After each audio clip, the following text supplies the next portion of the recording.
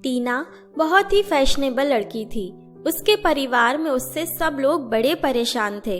वो सबको बस हर वक्त फैशन टिप्स ही देती रहती थी। अरे ये क्या कपड़े पहने हैं आपने? क्यों, सही तो लग रहा है। बस सही नहीं लगना है, हमें पार्टी में सबसे अच्छा दिखना है। अरे क्या जरूरत है ये सब सोचने की। जरूरत कैसे नहीं, आप स्टाइल के बारे में कुछ भी नहीं जानते। मेरी सब दोस्त मुझे फैशन आइकॉन मानते हैं और आप ही हैं कि इन कपड़ों में मेरे साथ जाना चाहते हैं।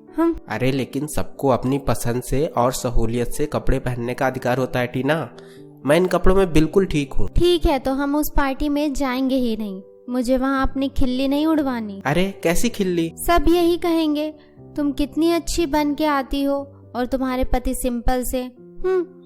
बोलो क्या इज्जत रह जाएगी मेरी दोस्तों के सामने। इससे अच्छा है कि हम पार्टी में ही ना जाएं। ओहो टीना, तुम ना कभी कभी हद कर देती हो। अच्छा ठीक है, बताओ क्या पहनूं?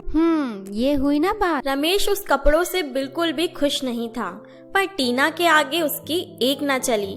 टीना ऐसे ही घर के अन्य सदस्यों के साथ मनमानी करती। निक्की तुम ये गाउन ट्राई करो, बहुत ही अच्छा है। पर भाभी, आपको लगता है कि ये मेरी बॉडी पर अच्छा लगेगा? अरे ये लेटेस्ट फैशन है और कॉलेज के फंक्शन में यही ड्रेस अच्छा लगेगा। ठीक है भाभी, अब आप बोल रही हो तो दे दो, मैं पहन लेती हूँ। थैंक यू भाभी। टीना खुश हो जाती है।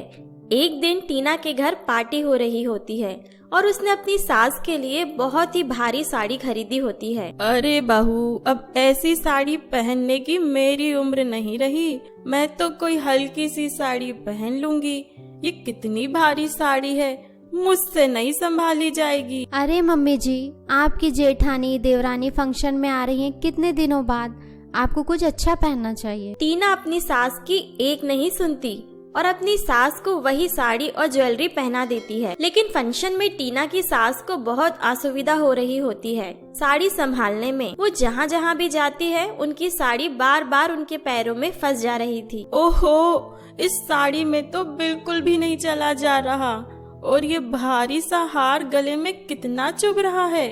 ये बहू फैशन के नाम पर हमेशा अपनी मनमानी करती रहती है। टीना की सास की देवरानी जेठानी उनका मजाक बनाने लगती हैं। दीदी को क्या शौक चढ़ा है इस उम्र में इतना बन ठन के घूमने का? अरे कोई शौक नहीं चढ़ा है, सब दिखावा है, दिखावा।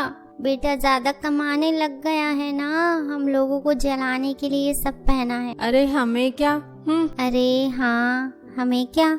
टीना की सास अपनी देवरानी जेठानी को खुद पर हंसते देख बहुत शर्मिंदा होती है और जल्दी से अपने कमरे में जा रही होती है। तभी उसका पैर साड़ी में फंस जाता है और वो वहाँ गिर जाती है और सब सासू माँ की तरफ दौड़े चले आते हैं। अरे माँ, आप ठीक तो हो ना? हाँ बेटा, ठीक हूँ मैं। कहीं चोट तो नहीं लगी मम्मी जी? नहीं, बस बच गई राम जी के आशीर्वाद से। लेकिन माँ, आप गिरी कैसे? अरे बेटा, ये इतनी भारी साड़ी मुझसे नहीं संभाली जा रही। मैंने मना भी किया था बहू को, पर इसने मेरी एक ना सुनी। देखा टीना, मैंने तुमसे कितनी बार कहा है कि फैशन से ज्यादा सहूलियत जरूरी है। जब किसी को कपड़े पहनने में असुविधा हो रही हो, चाहे वो कितना भी अच्छा दिखे, सब बेकार ही लगता है। आज तुम्हारी फैशन की जिद की वजह से माँ गिर गई। टीना को पछतावा होता है कि उसके कारण उसकी सास को इतनी तकलीफ हुई। मुझे माफ कर दीजिए मम्मी जी, मैं अब कभी भी अपनी पसंद आप पर नहीं थोपूंगी। कोई बात नहीं बेटा, आगे से ध्यान रखना। हाँ जी मम्मी जी, मैं हमेशा याद रखूंगी कि सहूलियत पहले, फैशन बाद में।